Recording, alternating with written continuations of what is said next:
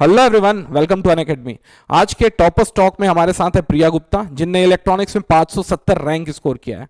Just to tell you the quantum of the 570 rank, my dear friends, in electronics and electrical there would be approximately more than 40,000 student would be sitting in the same year, और उसमें से 570 rank score करना। और जैसे अभी मैंने इनसे zoom से जुड़ने से पहले बात की, ये कॉलेज में ही है, लास्ट ईयर में है, so it's not a joke.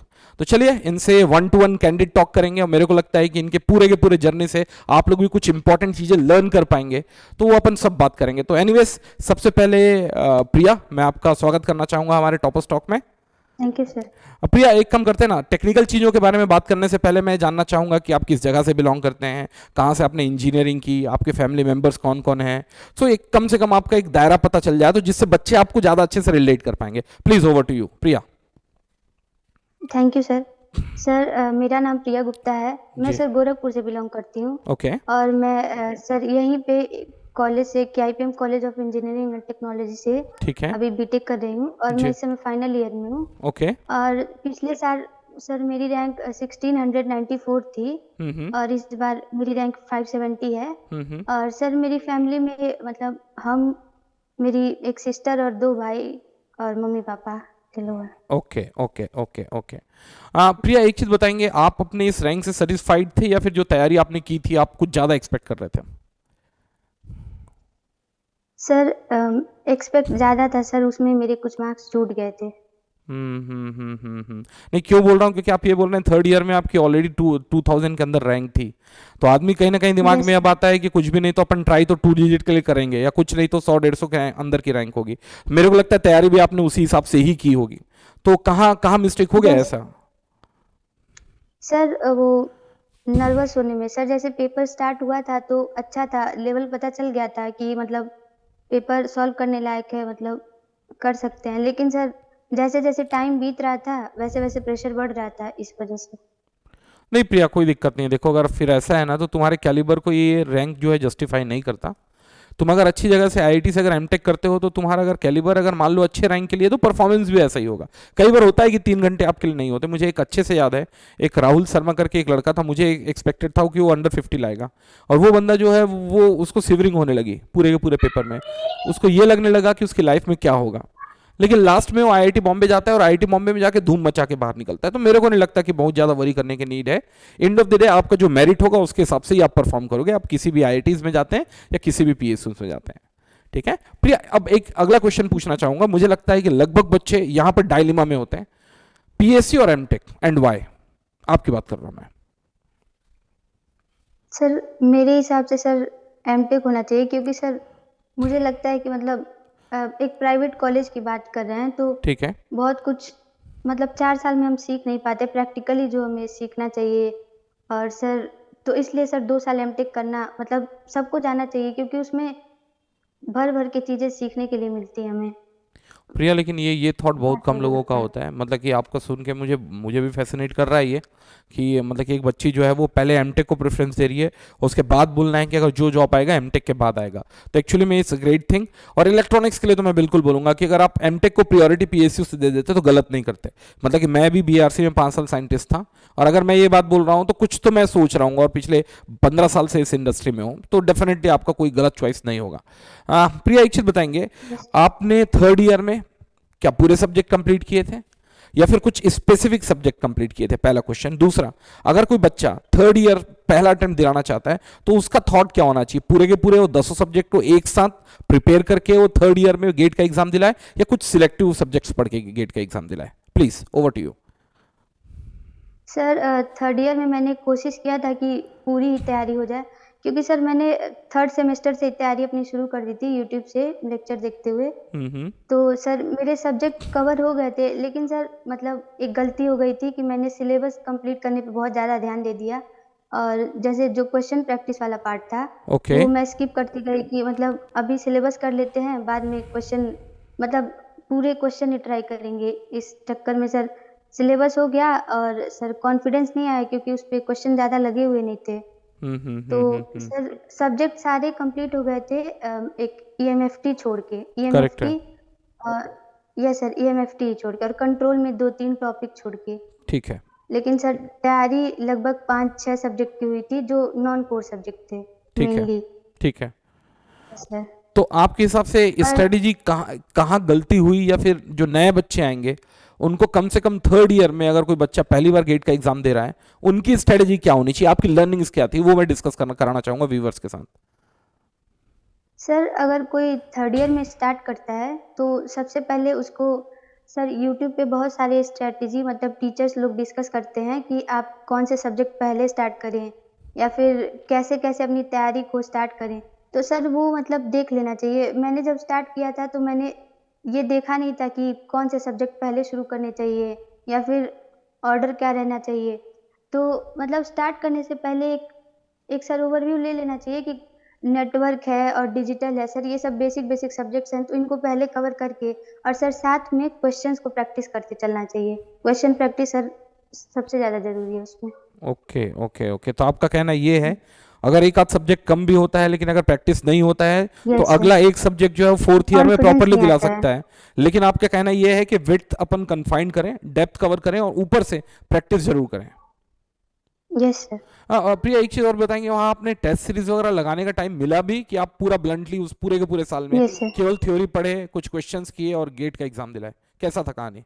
नहीं नहीं सर, जैसे थर्ड ईयर में कॉलेज का प्रेशर ज़्यादा रहता है जाने के लिए, ठीक है। तो उसमें सर सिलेबस मतलब एक टाइम सेट कर दिया था कि इतने तक सिलेबस कवर हो जाना चाहिए। हाँ फिर हाँ। उसके बाद से जब टेस्ट सीरीज ज्वाइन किया और टेस्ट दिया तो सर पहले में 15-20 ऐसे ही मार्क्स आते ओके थे। ओके ओके तो ओके। फिर समझ में आ गई कि तैयारी मतलब कहाँ पे पीछे पड़ रही है। हाँ तो फिर हाँ। उसके बाद से मतलब रिवीजन करना और क्वेश्चन लगाना शुरू किया। ठीक है। तो सर 2 महीने पहले सर मतलब क्वेश्चन और टेस्ट सीरीज शुरू हो गया था, तो इस वजह से वो रैंक सिक्योर हो पाया। उसमें सर टेस्ट सीरीज ओके, का बहुत बड़ा रोल था। तो आपका कहना ये है कि पहली बार में अपन टेस्ट सीरीज पे बहुत ज्यादा फोकस नहीं कर पाए थे क्या? नहीं सर, फिर भी 10 से 12 मॉक टेस्ट दिए थे उसमें। अच्छा, पहले लेकिन पहले सर पहले अटेम्प्ट में भी आप 10 से 12 मॉक टेस्ट में अपीयर हुए थे? सर टेस्ट सीरीज का उसमें बहुत बड़ा रोल था क्योंकि टेस्ट सीरीज ही बताता है कि मतलब कितनी तैयारी हुई है। जब क्वेश्चन हम्म। सामने पड़ता है और टाइम प्रेशर रहता है तो। ऑब्वियस सी बात है। और ऐसा भी है कि लास्ट यस में सर। गेट में भी लगभग पैटर्न ऑफ एग्जाम सेम होगा, और वही सीबीटी ही, कंप्यूटर बेस्ड टेस्ट ही आपके रैंक को डिसाइड करेगा। तो बच्चा कई बार ये सोचता है कि नॉलेज गेन करते जाएं, बट लास्ट में कोई इंटरव्यू लेके तो तुम्हारा रैंक डिसाइड नहीं करने वाला। देना तो उसी पैटर्न का एग्जाम ही है, तो उस एग्जाम से दूर भगने का कोई फायदा यस नहीं सर। है। करेक्ट है, करेक्ट है। ये बताएंगे प्रिया, आपने कौन से स्टार्टिंग के 2 या 3 सब्जेक्ट्स लिए थे, और आप कौन से सब्जेक्ट्स रेकमेंड करेंगे बच्चों को लेने चाहिए? सर सबसे पहले मैथमेटिक्स शुरू कर देना चाहिए ठीक क्योंकि है। सर उससे सेमेस्टर का और गेट का दोनों का काम हो जाता है। मैथमेटिक्स रहता है ये सेमेस्टर में। ठीक है, परफेक्ट। और सर दूसरा नेटवर्क रखना चाहिए ओके। और डिजिटल और ईडीसी सर इलेक्ट्रॉनिक्स में हम्म। ईडीसी रख सकते हैं शुरू शुरू में।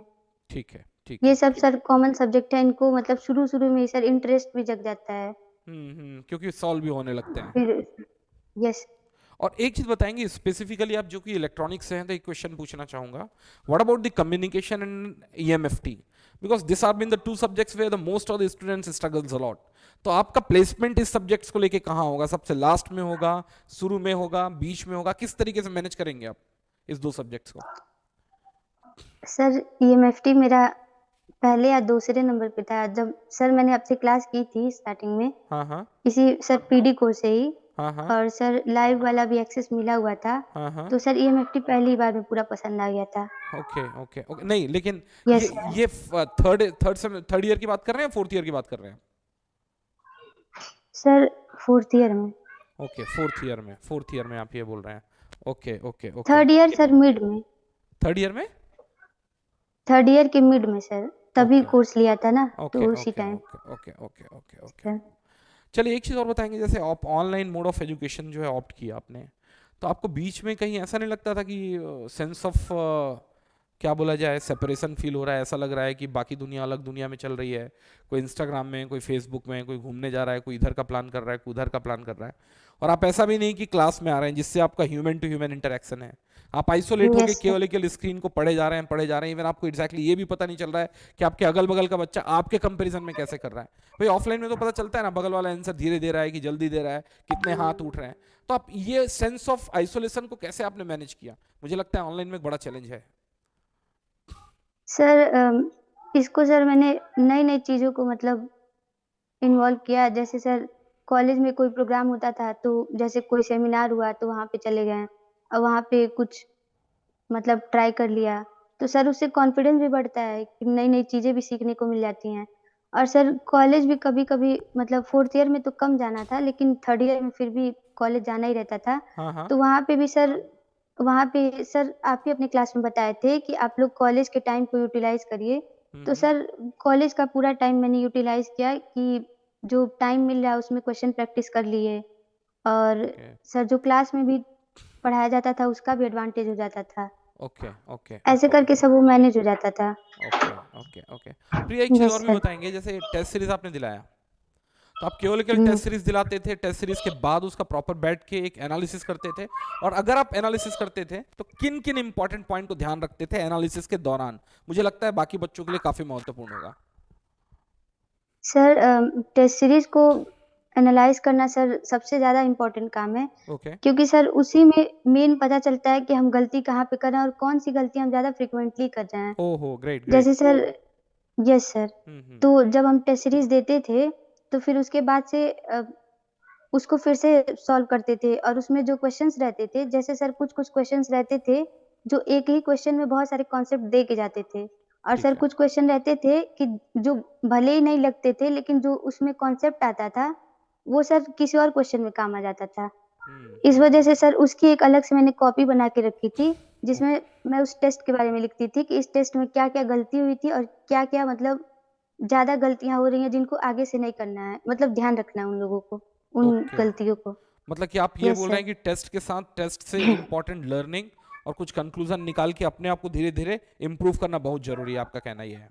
सर बस टेस्ट को देते रहने से सर ज्यादा इम्प्रूवमेंट नहीं होता है। हम्म जब हम टेस्ट को देंगे और उसका प्रॉपर एनालिसिस करेंगे तो हम्म। सर वो इम्प्रूवमेंट जो है अगले टेस्ट में दिखेगा। क्योंकि सर जब हम टेस्ट को अप्रोच करने जाएंगे तो फिर हमें आइडिया लग जाएगा कि इस टाइप का क्वेश्चन ज्यादा टाइम लेता है, तो अब इसको ग्रेट स्किप ग्रेट। करना चाहिए, अगले वाले क्वेश्चन को ट्राई करना बहुत सही चाहिए। बहुत सही यस बहुत सर, सही। वो टाइम मैनेजमेंट में काम दे देता है।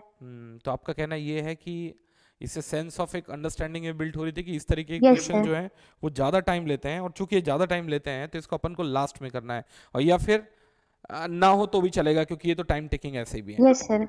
हाँ, ग्रेट सर ग्रेट ग्रेट। पहले जब टेस्ट होता था तो ऐसा 3 घंटे में सारे क्वेश्चन अटेम्प्ट नहीं हो पाते थे, मतलब कम पड़ जाते थे। हम्म। लेकिन धीरे धीरे एनालिसिस करते करते ऐसा हो गया कि 2 राउंड में टेस्ट होने लगा है कि पहले राउंड में पूरा 65 क्वेश्चन मेरा अटेम्प्ट हो गया। फिर उसके ग्रेट। बाद से दूसरी चक्कर हम आए उस पे और फिर देखे सर, इससे स्कोर भी बढ़ जाता था। और हम्म। मतलब जितना आता था उससे नहीं कुछ छूटता था। और देखो एक चीज अभी भी पता है कि मॉक टेस्ट या 65 क्वेश्चंस का एक पूरा सेट ऑफ क्वेश्चंस जो पेपर अगर आ गया, 2 बार पढ़ यस पाना सर। ये लगभग बच्चे नहीं कर पाते। मतलब कि एक अच्छी खासी लर्निंग आपने बिल्ड की है, तब बोल रहे हैं कि आप डबल पढ़ पा रहे हैं। मतलब कि ये मैं तो देख पा रहा हूँ ना, यस। अभी भी लगभग बच्चे जो हैं वो पूरा का पूरा क्वेश्चन पेपर नहीं देख पाती, ये ग्राउंड रियलिटी है। Yes sir. हाँ, तो कम से कम आप जो पता है कि आपको इस प्रॉब्लम में स्ट्रगल करेंगे या फिर इस प्रॉब्लम पे कहीं ना कहीं टाइम कंज्यूम होगा, शायद एक्यूरेसी और रिजल्ट ना आए। आप ये बताएंगे आपका यस एक्यूरेसी सर। कैसे था Priya from the first day onwards? Sir accuracy sir, sir वो वेरी करता था, कभी 89 हो जाता था, कभी 65 हो जाता था। सर वो टफनेस पर डिपेंड करता था और रिवीजन पर डिपेंड करता था ओके। कि मतलब रिवीजन कितना सही से हुआ है। और यस प्रिया, सर। रिवीजन वाला पार्ट को आपने कैसे मैनेज किया? क्या फ्लो में आप केवल केवल पढ़ते गए पढ़ते गए पढ़ते गए, टेस्ट दिलाते गए, और बीच में आपने रिवीजन वाले पार्ट को भी कंकर्डिनेट किया? कैसा किया आपने?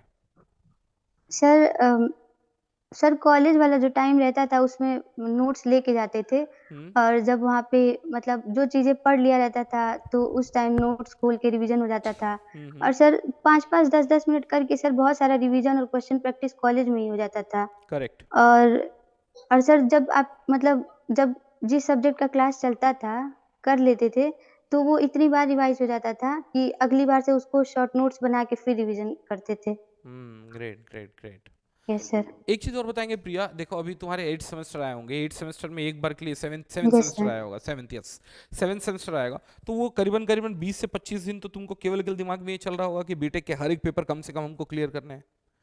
तो ये पूरा का पूरा जो प्रोसेस चला आ रहा था गेट का, कि नहीं केवल केवल गेट, सुबह उठ रहे यस हैं सर। गेट सोच रहे हैं, सो रहे हैं गेट सोच रहे हैं, दोपहर को अगर खा रहे हैं गेट सोच रहे हैं। अब वो 15 से 20 दिन तो आप पूरे के पूरे अलग थॉट प्रोसेस में चले गए, और वापस से आके गेट को फिर से हैचबैक करना, एक बार के लिए वैक्यूम क्रिएट हो जाता है। तो आप ये एक्चुअली में दिसंबर के महीने का एग्जाम जो है, खासकर जो बच्चा 4th ईयर में है और गेट का एग्जाम दिला रहा है, उसको मैनेज करने में दिक्कत होता है। आपने कैसे मैनेज किया इसको? सर ये प्रॉब्लम थर्ड ईयर में हुई थी सर। मतलब थर्ड ईयर में बहुत ज़्यादा पैनिक कर गए थे कि सेमेस्टर वाले सब्जेक्ट कैसे होंगे। तो उसमें और सर सेमेस्टर वाली मतलब चीज़ें ऐसी हैं कि उसको मैनेज कर सकते हैं, थोड़ा-थोड़ा टाइम देके। तो वो शुरू में थोड़ी गलती हो गई थी, तो थर्ड ईयर में दिख गया था कि अगर गेट की तैयारी को 5-10 के दिन के लिए ब्रेक कर दिए, तो फिर वापस आने में बहुत मुश्किल होता है। पूरा तो वैक्यूम हो सर जाता है। उसी को यस सर, तो उसी को ध्यान में देते हुए सर ये जो 24 वाला गेट था 23 वाला, सर उसको मतलब शुरू से ही सेमेस्टर का थोड़ा-थोड़ा करते गए और सर लास्ट में बस 1 से 2 दिन गया, उससे ज़्यादा नहीं गया और नहीं वो गया। सर मैनेज हो गया। Okay okay yes sir. Okay. हाँ प्रिया, हुँ। लास्ट में पूछना चाहूंगा मैं, एमटेक तुम किस डायरेक्शन में जाने की सोच रहे हो? क्या क्या पॉसिबिलिटीज अपने दिमाग में रखे हुए हो? सर 2 रखे हुए हैं सर, मतलब आपकी क्लास करने के बाद वायरलेस कम्युनिकेशन की तरफ सर आंख गया बंद है। करके चले जाओ। मैं प्रिया, मैं एक चीज बता देता हूँ, आज तक में जितने बच्चे मेरे गए आरएफ एंड माइक्रोवेव में, लिटरली बोल रहा हूँ, वो आईआईटीज में शुरू के 3-4 में रहे हैं। ये मेरा लक है, मैं ये नहीं बोलूंगा कि मैं ऐसा क्या पढ़ा दिया, मेरा लक है। और वो मतलब कि इतने फिनोमिनल रिक्रूटमेंट पैकेज के साथ गए हैं, और आरएफ एंड माइक्रोवेव मिलेगा ही मिलेगा आपको, और अच्छी कॉलेज में मिलेगा। मतलब कि अगर थोड़ा भी शिद्दत से मेहनत किए तो IIT Delhi, IIT Bombay freeze करोगे। और उसके बाद तो ऐसा है कि कोई दिक्कत है ही नहीं, 2-4 सब्जेक्ट सिलेक्टिव जो है अपन वीएलएसआई के ले लिए, तो प्रोफाइल वीएलएसआई का भी बन गया, आरएफ एंड माइक्रोवेव का भी बन गया। मतलब कि आप सोचना यस ही सर, मत। यही 2 ऑप्शन रखे हुए थे। नहीं तो फिर ग्रेट है, ग्रेट है। मतलब कि मैं ये चाहता ही हूँ कि यही दो ऑप्शन हो। तो आपने फॉर्म वगैरह कहाँ कहाँ यस। का प्लान किया है? आप सातों के सातों आईआईटीज भरें, पहली बात तो। सातों के सातों आईआईटीज में हुँ। आरएफ एंड माइक्रोवेव भरें। मेरे को लगता है कि लगभग लगभग 1 या 2 आईआईटी छोड़ के आपके सब के सब आईआईटी से कॉल आ जाएगा। किसके? आरएफ एंड माइक्रोवेव के एमटेक के इंटरव्यू के लिए। तो इंटरव्यू थोड़ा सा प्रिपेयर करना पड़ेगा आपको, लेकिन थोड़ा ध्यान रखेंगे इस चीज को। Yes sir. एंटीनास वगैरह कैसा प्रिपेयर कर लिया, नहीं किया आपने? सर एंटीना वाला पार्ट थोड़ा नहीं तो जितना है सही बस नहीं उतना ही, था। नहीं नहीं, जितना है उतना ही पूछा जाएगा। एंटीना है तो पूरा का पूरा एक सब्जेक्ट, उसको टॉपिक बोलना बेकार है। तो थोड़ा सा वो वाला पार्ट आप प्रिपेयर सर कर वो लो। समझ आया था, उसके न्यूमेरिकल मतलब नहीं लगते थे। हाँ तो वहां आपसे न्यूमेरिकल कोई पूछ भी नहीं रहा है ना, आपसे खाली खाली कंसेप्ट ही पूछ रहे हैं। तो मेरे को नहीं लगता कि बहुत यस ज़्यादा सर। कुछ वरी करने की नीड है आरएफ एंड माइक्रोवेव में। RF and microwave is a very very good job prospects. Reason ये है कि जो भी इंटीग्रेटेड सर्किट्स हैं वो हाई फ्रिक्वेंसी पे ऑपरेट कर रहे हैं, और वहाँ उसका इंटीग्रेटेड टेस्ट करने के लिए वीएलएसआई से ज़्यादा अपन आरएफ आरएफ टेक्नोलॉजी का यूज़ कर रहे हैं, क्योंकि वो रेडिएट करने लगते हैं। तो लास्ट में प्रिया मैं ये बोलना चाहूँगा कि आप अपने इस पूरे के पूरे लर्निंग जर्नी में, लर्निंग कर्व्स में जो जो चीज़ इंपॉर्टेंटली लर्न किए हैं आप व्यूवर्स को बता सकते हैं, और उसके बाद अपन यहीं ख़त्म करेंगे अपनी जर्नी को। Please over to you. Sir पहली सबसे इम्पोर्टेंट चीज़ मुझे ये लगी कि सर अनरियलिस्टिक गोल नहीं सेट करना चाहिए। जैसे सर मैं सेट करती थी कि आज मैं ये पूरा कर लूँगी, मतलब आज मैं रैंडम वेरिएबल पूरा खत्म कर लूँगी। तो वो होता नहीं था एक दिन में, तो फिर गुस्सा लगने लगता था कि नहीं हुआ। तो सर थोड़ा प्रैक्टिकली चीज़ों को लेके चलना चाहिए कि अभी स्टार्ट किए हैं, अभी क्वेश्चन लगाना, अभी बहुत फँसना है तो उसमें टाइम लगेगा। तो उन सब चीज़ों के लिए सर तैयार रहना चाहिए कि हाँ, इसमें टाइम लगेगा।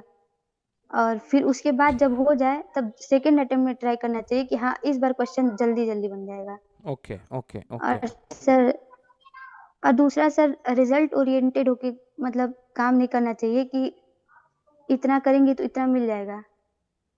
अच्छा, करना सर चाहिए नहीं मतलब करना चाहिए? सर नहीं करना चाहिए, ओके। मतलब अपना पूरा एफर्ट दे के हाँ हाँ। मतलब ट्राई करना चाहिए कि अब जो एग्ज़ाम है उसको अटेम्प्ट करें। अब उसमें ये नहीं कि मतलब इतना सर आ जाएगा, उससे सर कन्फ्यूज़न होता है ना, नहीं आता है तो थोड़ा डिमोटिवेशन मिलता है। और मेरे को लगता है कि पहला एग्जाम आपकी इसी बलि चढ़ गया है, ऐसे ही है ना? 3rd ईयर का। Yes sir. नहीं, समझ सकता हूँ, समझ सकता हूँ मैं।